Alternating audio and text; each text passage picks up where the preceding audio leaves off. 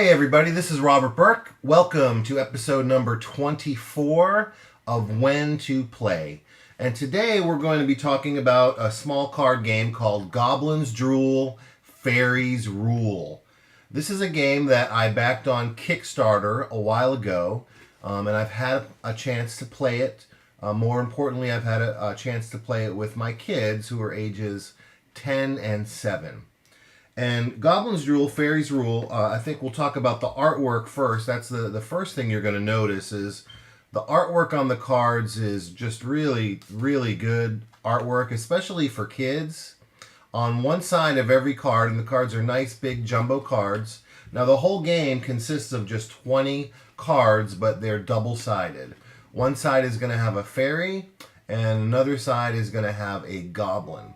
But the illustrations here are going to be really appealing, especially if you have a little girl who's into fairies and unicorns and magical creatures like that. They're really going to be attracted to this, the artwork on these fairy sides. But boys, girls are sugar and spice and everything nice. Boys are, puppy dog's tails, so snakes and snails and puppy dog's tails. So they will probably appeal. The goblin side will probably appeal more to the boys if you've got boys in your family. Now I will say that it definitely is a game that kids are going to enjoy. Even younger children can play this game. The rules are very simple, but it's interesting enough for parents to play with their children. So when to play this game? I think if you have kids that are different ages, this is a great short game that you can play with them. Sometimes you're not up for a really long game with your kids, but you'd like to play something quick, and this is a great option for families and for kids. If you are, a more serious board gamer or card player, this may not be something for you. It's really light. Although you might enjoy it as a filler because it is so short at your game nights. It might be something you're willing to try because it is very interesting. It has some interesting mechanics to it.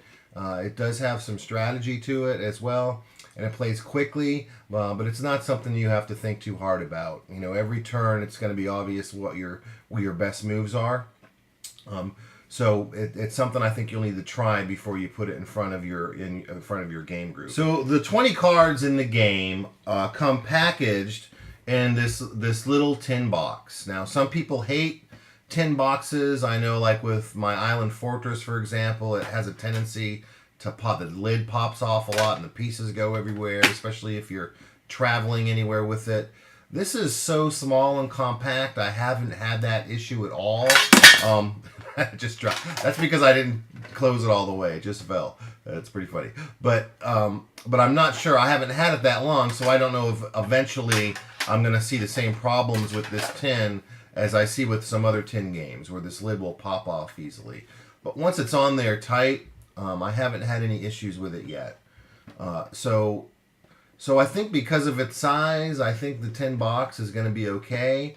Because it does, this tin box will protect the cards better as well, and it's easy to throw in a backpack, or you can give it to your kids to take over on if they're having a sleepover or something, they can put this in their bag and take it over to a friend's house, and it's going to help protect it. So I think it has pluses and minuses, these tins, so that's just a personal thing, if you like them or not. But again, because it's small, I don't think it's going to have the same kind of issues that a tin like Forbidden Island has. In the tin, besides the cards, you also get a little rule book. The rule book is very well written. The game is very basic. The illustrations and examples are very good as well. Very happy with the rule book. I think it's just fine. It gives some variance in the game as well. You can play, to win the game, you're trying to get rid of all your goblin cards or collect 6 fairy cards, and if you do that, you automatically win. But there's a variant where you can flip it around, right, where you're trying to gain goblins and get rid of fairies. So that might be something that appeals more to boys or fans of goblins. If you're a fan of goblins, might work better for you. But it also has a solitaire variant, or you can play solo. I haven't played that yet, so I can't really comment on the solo play, but it is there if you enjoy that kind of thing. It's not something I'm probably going to do, but I will teach it to my kids, so if they want to try it, they can try it.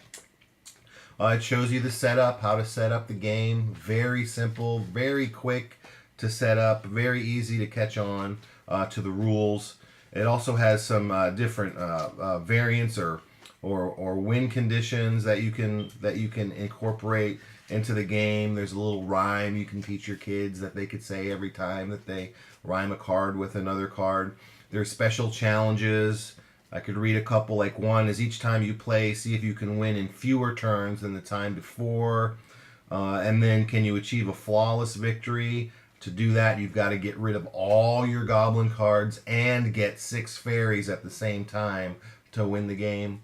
So that makes it a little bit more challenging. So it's neat that they included some little special challenges and little variations of the game as well in this little compact rule book that fits perfectly in the little tin.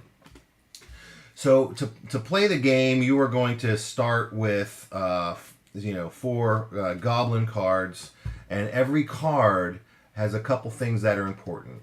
It has a name of the goblin or fairy. Like this is Big Belly here. And you'll see that Big Belly has a frog symbol on the corners of his card. So what you're going to do is if you played Big Belly, remember you're trying to get rid of the goblins in your hand. So if you push this to the middle of the table, the first thing you're going to do is look at any fairies in the middle of the table that rhyme with Big Belly. So if there's a fairy in the middle that rhymes with that, then you flip that fairy card over to the goblin side. All right.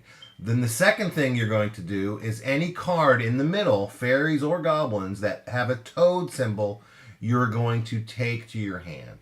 So the idea here is you want to play a card that rhymes to flip a goblin card that has a toadstool on it, because it will flip over and then it will be a fairy with a toad, because a toad is always opposite a toadstool. See? This side has a toad, this side is going to have a toadstool. The other cards are this side has a moon, the other side is going to have a sun. So that's always true in this game. So that helps you strategize. Well, if I play Big Belly, it's going to turn this card and that card, and then I'm going to match a toad, so I'm going to get those cards. So that's an interesting thing. So you're trying to rhyme the cards that you want to flip over, and you're trying to gain fairies from the center that match the symbol of the card that you're playing, right? So very simple mechanic, but really it's a cool mechanic, and kids really love it because they're trying to figure out which cards rhyme, and if that's a sun and it rhymes with my card, it's going to flip over, and now I'm going to get it. So there is some strategy and thought process when you're placing your single card on your turn. And that's all you're doing is you're placing a single card. Now there's also these special cards that have stars all around the border, and if you play one of those, all the cards in the middle flip over. All right. So there's a couple things you can do here when you're doing your strategies. You're trying to gain the fairies, you're trying to get rid of the goblins, and you're trying to keep your opponents from getting fairies that they need. Because remember, all the cards are public information. So you can play, if you can't play to get what you need, you can at least try to play to prevent the next player from getting what they need.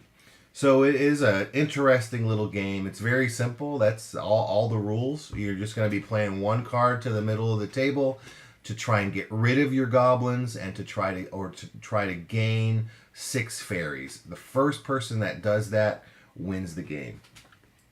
Again, the artwork is just fantastic, especially for kids. Kids are just really going to like it. A cartoony, illustrative style, the fairies and the goblins on the other side. Just very, very cool artwork, very appealing to kids. The packaging is very well done. It's, I think, kid friendly to help protect the cards, and it's something that is inexpensive too. It's a very small game, so it's not going to cost you a lot of money.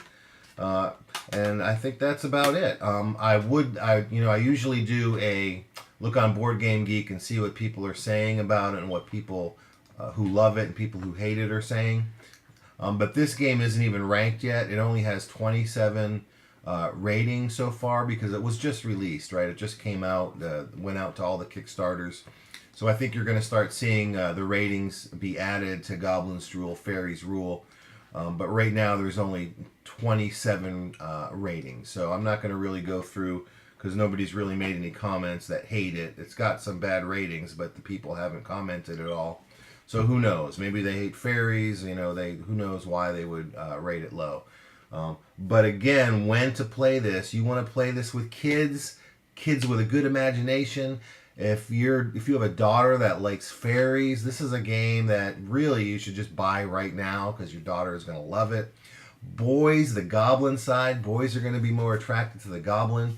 This game plays equally well with 2, 3, or 4 players, which is great. So a family of 4 can play this game and have fun together, and it's quick.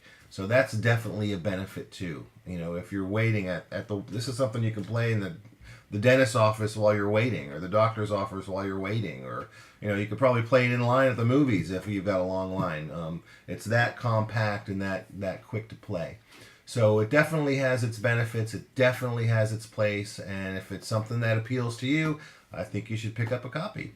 I'm Robert Burke. This was my review of Goblins Drool, Fairies Rule, and we'll be back again soon with episode number 25. Thanks for watching. Bye.